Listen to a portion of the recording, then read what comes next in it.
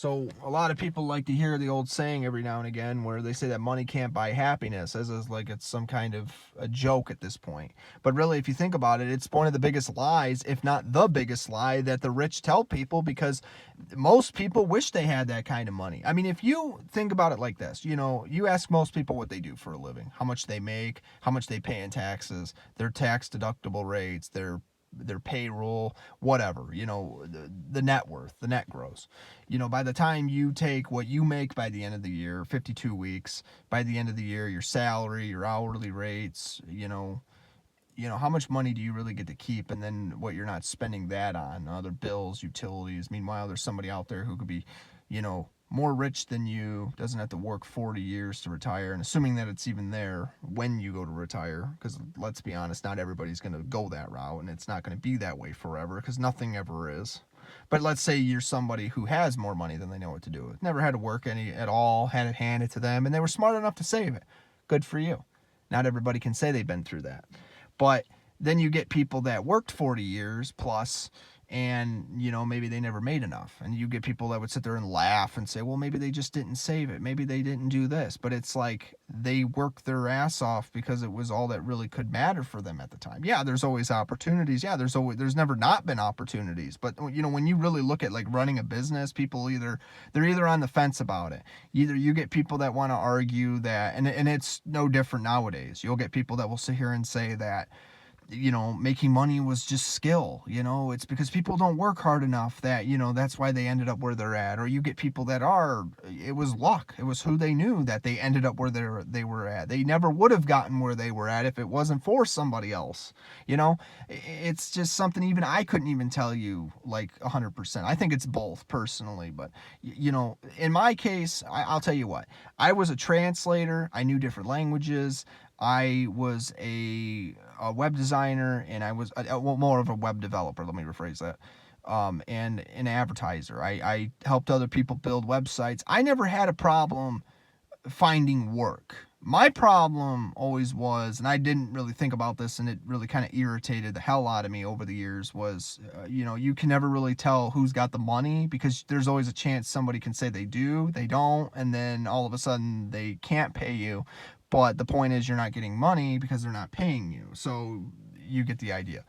But then again, you get people that are rich and they don't have to worry about that because they already have it. But my point is, unless you're somebody who can put two to two together and really figure out like how this world really works, and you can really figure out how to benefit somehow, and hopefully it's for good reasons, not nefarious reasons, like, good versus evil.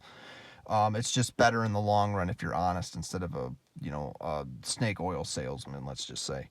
So for the people that want to sit here and say that, well, money doesn't buy happiness. Well, no, it actually does buy happiness, because the thing is, you don't have to spend majority of your life actually having to work for it. You already have it, and therefore you can spend, the rest of your life doing, if you're smart enough to save it, let's say. You can figure out you can spend more time in your life trying to figure out how to make more money, but at the same time, though, you have money to fall back on. You don't have to just go out and spend it on stuff. You can, use it to your advantage to actually do things that you want, instead of having to waste your time feeling like it's the only way to make money because nobody wants to pay you. Let's say you're poor, let's say, you can create a business and make a lot of money. You definitely don't have to spend money to make money. That's not always true, but it can be, though. But at the same time, yeah, there are some examples that you do have to spend money to make money. It really depends on how smart you are. I can tell you right now, in this day and age, if you know how to play your cards right, you don't have to spend any money, and you can definitely make good money. You don't have to scam or steal from people either. You can absolutely make a lot of money if you can convince people to give you money. But you have to be able to, you have to be good at that sort of thing. I can't begin to explain to you how stressful this world can be. And it's always been like this. It's either hit or miss, depending on, nobody knows who they want to be. Nobody knows what fate has in store for them. Nobody knows what tomorrow brings. You could be one of those people that says they just get up and go to work every day. This is what happens. This is my life. But you don't know what could happen tomorrow. You could lose your job tomorrow. You could win the lottery tomorrow without even trying. And let me tell you something. I was sitting in a bar one time, I kid you not. And there could have been anybody that won this. I knew a guy that won $500,000, a little under $500,000. I think it was more like 438,000 and no, 432,016. And by the time it was all said and done, he probably walked out with 316,000. When that was all said and done, he bought himself a new house, paid it off, bought himself a boat, paid it off. But he was a carpenter in real life. You know, he wasn't just somebody who got lucky. He was somebody who worked hard, was a really honest, good man, genuine. Everybody loved him that knew him. And, you know, he deserved it. He absolutely deserved it. And he was already successful with what he did. You know, he believed that, you know, you should wake up every day doing something you love. But he didn't waste his life, though, you know. So happiness came to him in a way that, you know, money didn't buy happiness. Like, he earned it, but he also found a way to make smart decisions, that it wasn't like he was working for free, you know, just spending all his money and then having to go back to work and then living paycheck to paycheck, you know, nothing like that. You know, he was a smart man that figured out how to do things and for other people. And, you know, that entrepreneurship led to success and what it should do. You know, every day you should be doing, I think Tiger Woods said something similar. Like, every day you wake up, you want to do better. You want to be better than what you were doing yesterday. You know, for him, he wanted to wake up being a better golfer, a better guru, a better father, a better everything. You know, you want to always be going forwards instead of going backwards as, you know, progress. You know, and you wonder why people like Tiger Woods managed to pull off what they did, you know, in a time when I don't even think Tiger Woods even knew what he was going to do, but he had goals in mind, ambition, and he wasn't going to stop until he got there. But, you know, but like the rest of the world, you know, I think the reason why a lot of people don't succeed is because we don't really know how to. We don't really know how, like, because again, you wake up every day. If you really ask yourself, what are you going to do tomorrow? You don't really know. You know, I could say tomorrow I'm going to clean my house, you know, cut my grass, clean my car, go somewhere. I don't know what I feel like doing tomorrow. It just, you know, you figure it out as you go. You know, you go to work, you make your money, you know, you still do that, but you don't know what's going to happen. But you're just going to you're going to take what you want to do or what you need to do and figure out how to get there while at the same time enjoying it or hating it, while the rest of the world eventually comes after you, or, you know, or whatever comes your way in life. So you got that. There's also the idea that, you know, people say that money doesn't buy happiness because a lot of people don't realize how easy they can have anything. They just kind of try to take the procrastinator's route, where they know what they want, but they don't want to do it that way, or they really are genuinely confused on how to get there, you know. Because when I was growing up, they never taught us this stuff. When I was growing up, I think the hardest thing that I can tell anything to anybody, and the scariest thing that should scare people, is when it comes to making money, and this is the most complex way to look at it. You don't just make money based on hard work and dedication. It's hard work, dedication, and how many people you can convince to actually invest in what you do. But it's more emphasis on that second part, though. You still need the first part in order to get there, because people want something. People aren't just going to give you something for free. No. They're going to want something in return. So you have to give people what they want, and then they'll hopefully give you what you want. Money in this case, right? So that's the hardest part, though. How do you convince people to give you money when they're not looking at it from the same way as importance as you are? So, like, for example, you need to pay your bills because it's important, but that might not be, your bills might not be important to somebody else because it's not their bills, but they still have to pay you because you did something for them, right? That was the agreement. So you see what I'm saying, you know? That's why, and that's like the other old saying goes, you know, you could lead a horse to water, but you can't make him drink it. It's like, so how do you control how to make money? You know, it's like I've always told people too, you know, that's why the rich, you know, the people that have the most money, because I've had people ask me this, it's like a catch-22, you know, yes, there are ways to make money. There are ways to be successful. But when you really look at it, sometimes just saying that isn't enough for people. They want more examples. Like, why is it that some jobs just succeed and some people don't, even if everybody did it? You know, I remember there was like an episode of Jerry Seinfeld when he was doing stand up, you know, in real life. The joke was, you know, he's talking about, like, the joke is like, you get all these doctors that everybody recommends. They're like, oh, you should go see my doctor. He's the greatest. And he's sitting there joking around. He says, there can't be this many bests. There has to be somebody out there who's doing absolutely terrible. He says there's got to be doctors from all around the world that gather, and they say they're probably just standing there and they're saying like, oh, what's he going to do with the surgery? Oh, he's going to do this wrong. He's going to do that. He's going to mess up. The patient's going to die. And or something like that, and you get the other doctors that are sitting there like they're betting on it and all that, and they're like, oh, I have to see this. But the joke was, he was making fun of the fact that, like, supply and demand in real life, you get all these jobs that people are competing for, all these people that say that, you know, these jobs are in demand, and all these people graduate at the top of their class, but there can't be this many doctors, this many lawyers, you know, or whatever you want to institute. You know, there's only so many, there can be only so many, or like the Highlander used to say, there can be only one, you know. There can only be so many people in this world that compete for what they do, and then everybody else just has to find another niche and make it succeed. That's the only way to make money in this world. There's always a way to make money, but who's going to pay you at the end of the day? You know, that's just it. Anybody can be successful, but the main point here is you don't make money until people start paying you.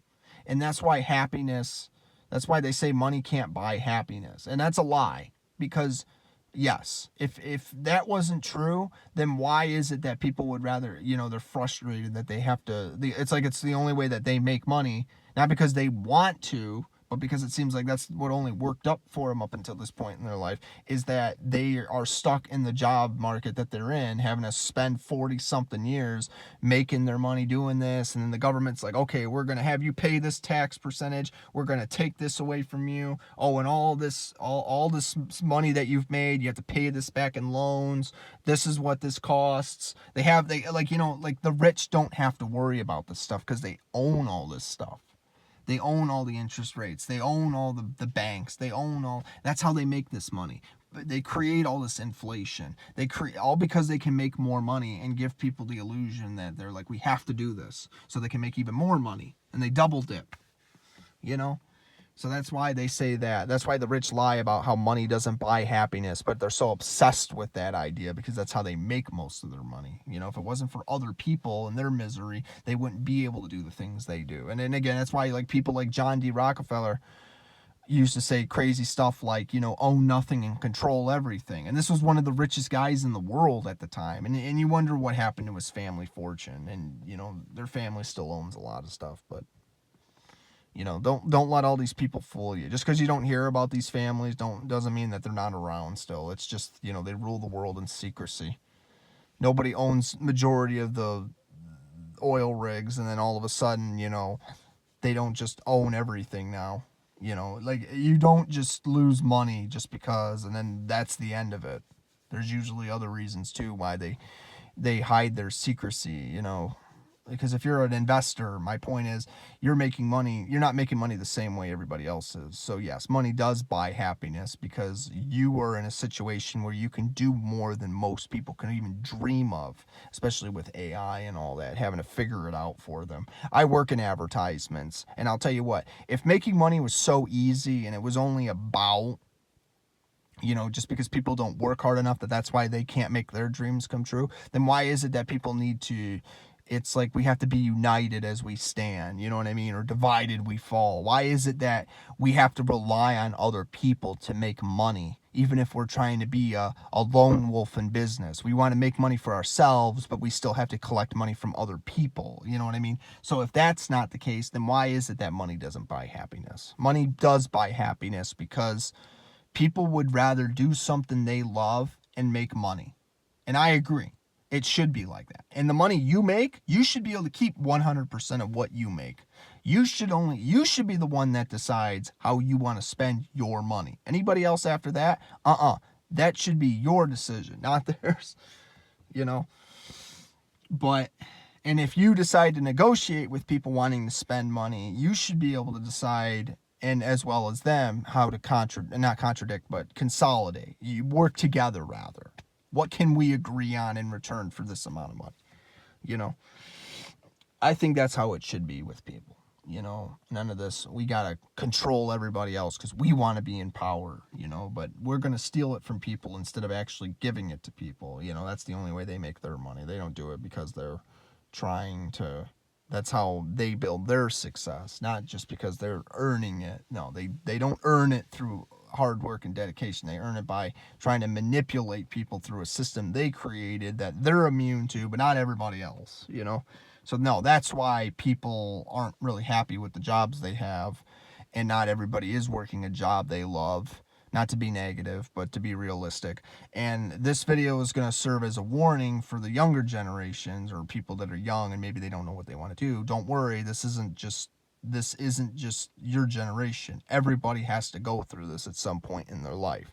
Everybody has some kind of identity crisis, as not what you would think at first. I mean, like, you know, nobody really knows, like, career crisis. Like, nobody really knows what they're going to do. Nobody really knows what they're good at.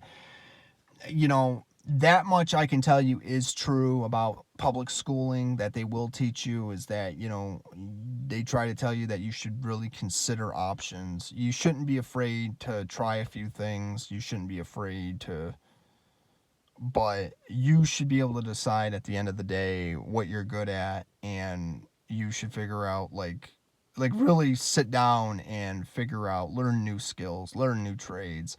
Don't put yourself in debt, but figure out what you're good at, how you can make good money, what you're at, maybe find somebody similar, you know, consolidate with them, maybe start a family, you know, in this case, like marriage, or if not marriage, if you can find the right person, you know, they can get a good job too. You both can work together and you can, you know, help each other out. You know, that's better than, let me tell you something, it's a lot easier with two people than it is with one. But if you're smart, like, and even lucky like I was, you know, you could probably figure it out too. But it's like going the long route and the harder way in life. More risks, more benefits, but, or maybe it's the opposite. But the world is a crazy place, though. It really is. You know, it's unpredictable. Nobody really knows what direction it's going to go in. And you don't really seem to think that everything seems to have some kind of, you know, control, until you really figure out what you're in control of versus what you're not in control of. That makes sense. It's more or less, again, going back to what I said before and kind of rambling and repeating, you know, money doesn't buy happiness is a lie, because if everybody, if making money was only because other people didn't want to work hard enough, but not for the reasons you would think, then you would be right. But in this world, no. There are other reasons why people don't end up working the jobs they do. So they take up another job and they feel like they're stuck because either one, the jobs that they do qualify for aren't where they're at. Two, they don't want to do it online. They want it in person. So you got to move. I'll tell you another story really fast. But we'll say this first, though. And the last reason it seems like a lot of people get stuck with jobs that they can't make out is because the market changes too much. It's something that's not in their control. Now, but at the same time, though, if you can figure out like what people are willing to spend their money on, again, market research and geomapping, figure out like the advertisements, figure out what people are willing to pay money for, geomap, as in like figure out where these people are located. Figure out where your competition is. How many miles away are you guys? Open up a shop somewhere or give it to people somehow. I guarantee you, you'll make money. You'll be very surprised at how fast you'll make money if you can figure out how many people you can advertise to, what their prices are. But don't sell yourself short. You know, if you're going to open up a business, I think the three hardest things to consider are, it's what your price is, what skill you're going to offer in return, and how many people can you advertise to. Now, obviously, I'm going to tell you what, the easiest one of those three is going to be the last one. It's going to be the easiest way to answer it would be you're not going to advertise to just a select number of people. You're going to advertise to everybody. You're going to try to get as many people as you can because that is going to determine how successful your entrepreneurship is.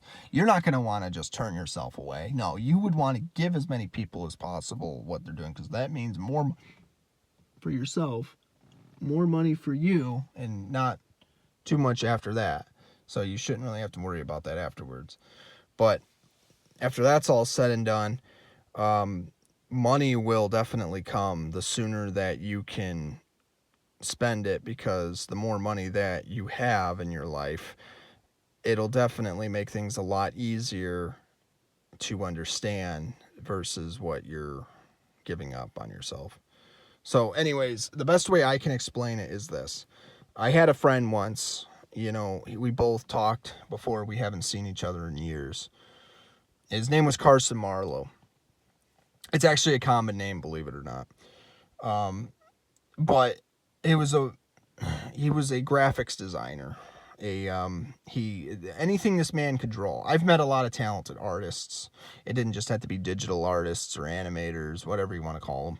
I mean, I've met people, they could draw stuff like just by hand. They could take, like, it's like something you would see out of like those old Walt Disney cartoons, or even like Popeye the Sailor Man, or Mickey Mouse, or Looney Tunes, Merry Melodies. Like, we're talking like they could take like a two-dimensional interface, make it look 3D in a 2D world, versus and this was all done by hand before computers. This is like cell design, if you're absolutely familiar with this generation of animation. Like, it's hard to explain this to people, because unless you really haven't, you'd have to really look this stuff up, like how they animated this stuff, all these overlays they did by hand. It's going back to that style. But I know people that were so good at what they did that they, you know, it's like they did something they loved, and they made a lot of money doing it because they could succeed that way. You know, he was a guy that, from my understanding, he told me, because we both lived in Michigan, which is in the United States. It's like on the top east side, northeast. And me and him, I've known him probably about 26 years. Yeah, 26 years.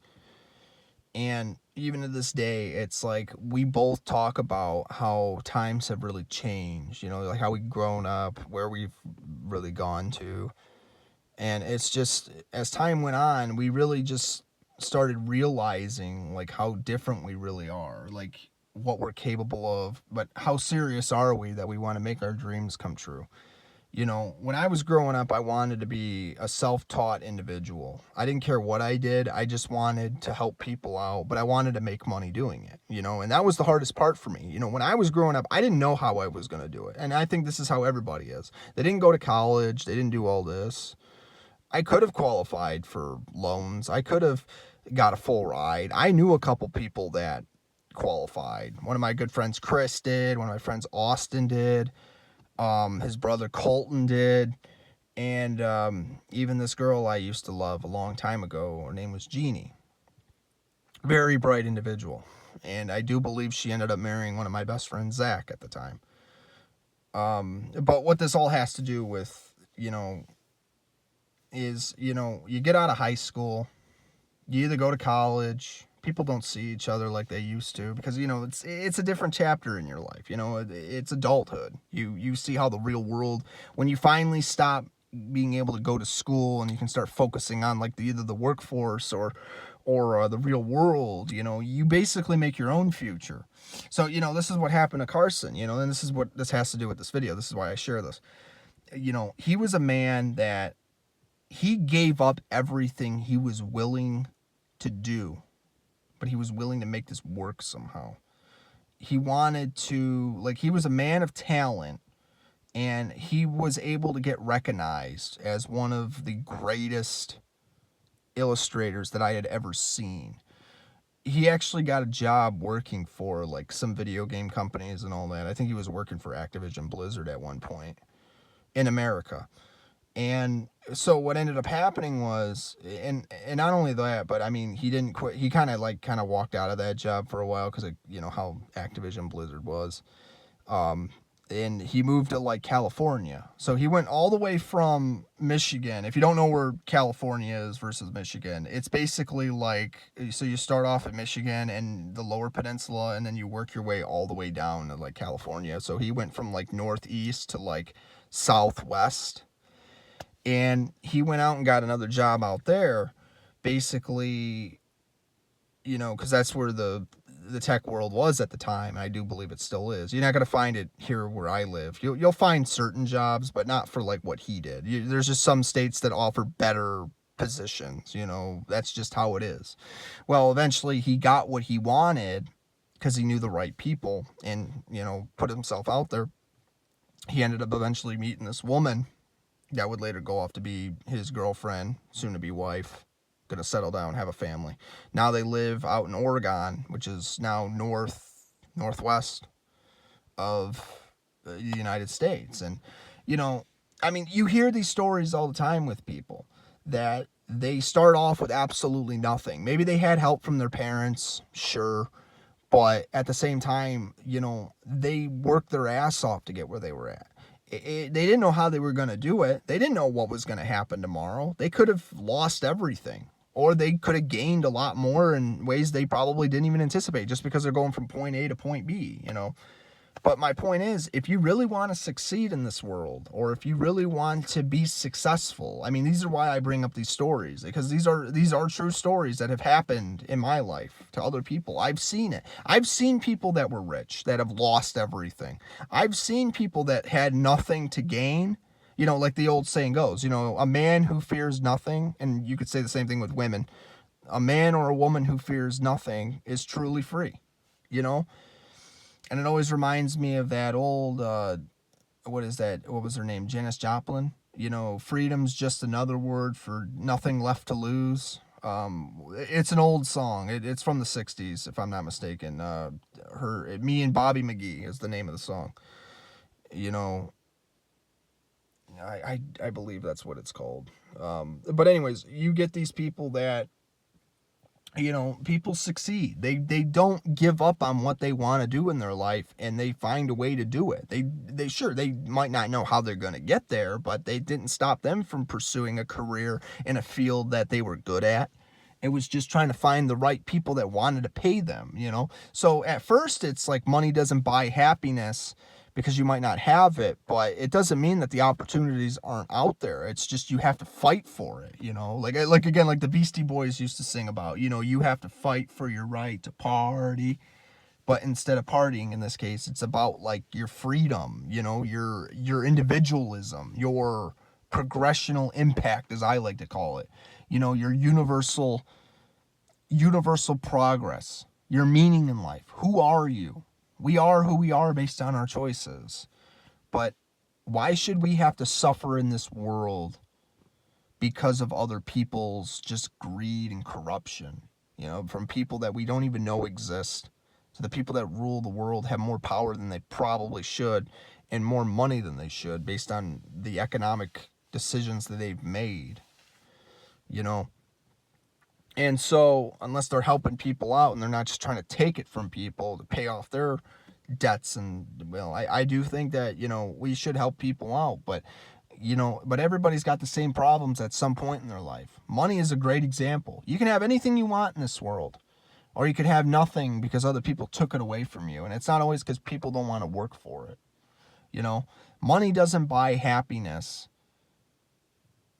Or that anybody who says that money can't buy happiness is just people that are living in some kind of fear or denial and underestimate the idea that it really does buy happiness, because you don't have to spend your life having to get it if you can just find a way to get there to begin with. And if you can figure out how to get there and make enough money, then you basically already have the world right where you want it. You don't have to spend your life having to work away to get there, because you'll already be there. And especially if you're young, you'll have done great things for society, hopefully. And, you know, you'll go off to be a happy person, because now you can focus more on other things, especially things that are productive for yourself and maybe the people that are really close to you as well.